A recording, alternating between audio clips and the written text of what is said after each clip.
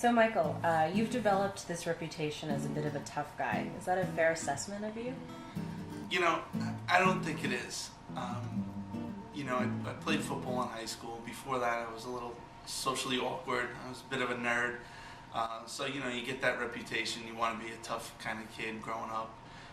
And when I was elected, I was truly a kid. I was still 27 years old. I was a little immature. I was a little hot-headed. But I don't think it's true anymore. I think, over time I've really grown on the council. And it's pretty amazing to see someone grow publicly. If you watch some of the early council meetings when I was much younger, and then some of the council meetings now, you see that I really have grown and I really have changed. So I don't think it is a fair assessment. I think I've really learned to be a little bit more calm and understand what the situation is.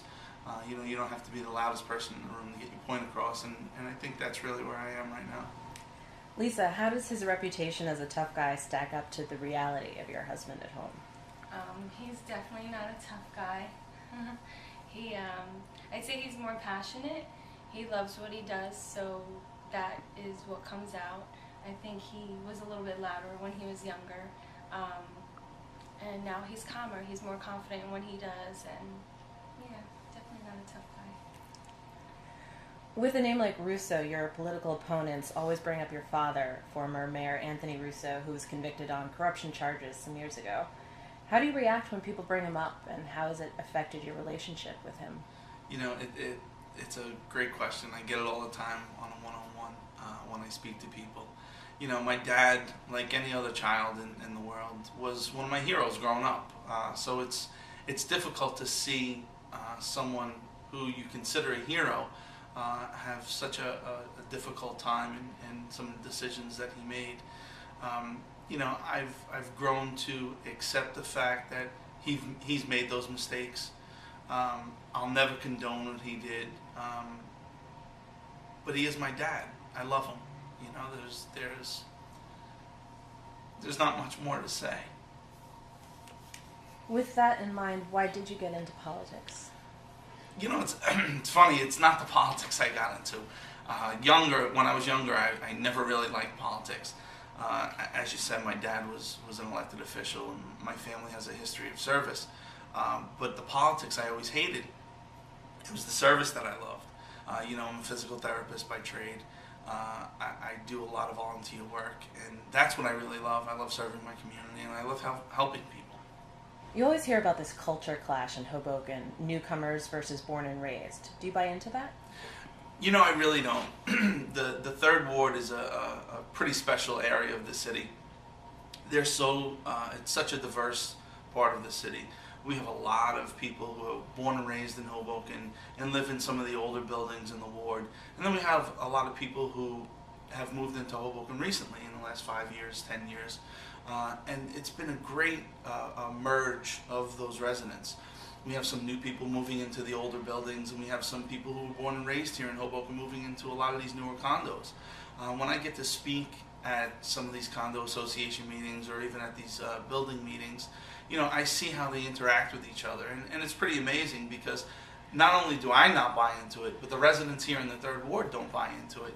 They view each other as neighbors, and they really want to build that sense of community, and I love that. That's really why I like to serve. So you've been on the council for 7 years, roughly.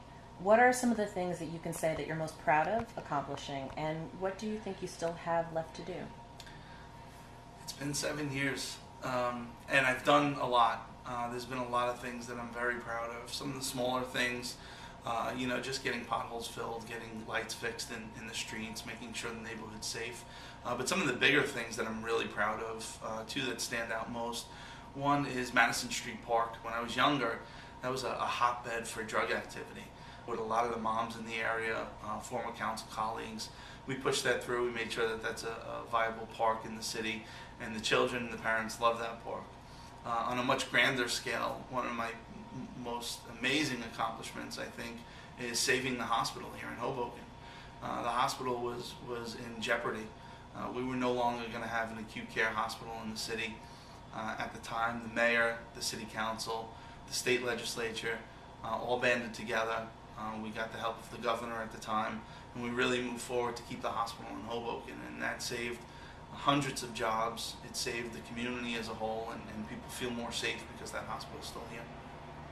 The third ward is kind of the middle of the city. The one thing that we really lack is open space. As I mentioned, Madison Street Park is the only open space we have in the ward, and it's a small little park. It's a water park. But I would love to see some active open space for ball fields. There's a particular site that we talk about down on Jackson Street. It's the old Pino's Tow Yard. Used to be the old the tow yard, and right now the seller, the person who owns that, is very willing to sell that piece of property.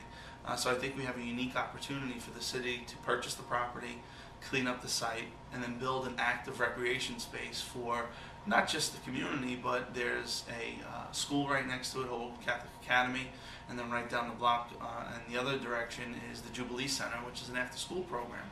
So I think it would be ideal for a park space, and I think the community really wants that. So you're having a baby. That must be really exciting. Very exciting. How do you think that's going to change you? I think it changed me already. Every decision I make now is not just Michael making a decision for himself or for him and his wife. It's now an unborn child. It's a child that we're going to bring into this world. So every decision is very different than what it would have been before my wife and I got pregnant. So it's pretty amazing. Lisa, what kind of father do you think he's going to be? Do you think he'll be a disciplinarian or a pushover? I think he thinks he'll be the disciplinarian between the two of us, but he's going to be the pushover. Definitely, if it's a little girl, he'll be, lost in her eyes, I'm sure. And even if it's a little boy, I think he'll be definitely a pushover. Michael, what kind of mother do you think Lisa's going to be? She's going to be an amazing mom. She's an amazing person, so I think she'll be phenomenal at being a mom. She's unbelievable. She's stern when she needs to be. She's small and petite and quiet most of the time, but when she needs to be stern, she most certainly is. I've experienced that firsthand, so I know our children will experience it when necessary, but I think she's going to be a great mom. She's, like I said, she's an amazing person. So it sounds like you have a new hobby, photography. How did you get involved? I do, and it's a great hobby. I love it. I'm learning. I'm still learning a lot about it. But I got involved on our honeymoon. After we got married, when we were packing to get ready to leave for the honeymoon, I said, we don't have a camera. I have one of these small little, one-shot kind of cameras. I said, I think I want to go buy a nice camera. So we went out, we researched it a little bit, and I bought a nice XSI, Canon XSI. I bought the camera. It came with a couple kit lenses. I did some photography on the honeymoon. I really loved it. When I got back, I really just started to get into it. I did some research, some more research online. I took some online courses into photography. I bought a couple of new lenses. So although it's an expensive hobby, it really is a fun hobby. I really enjoy it a lot.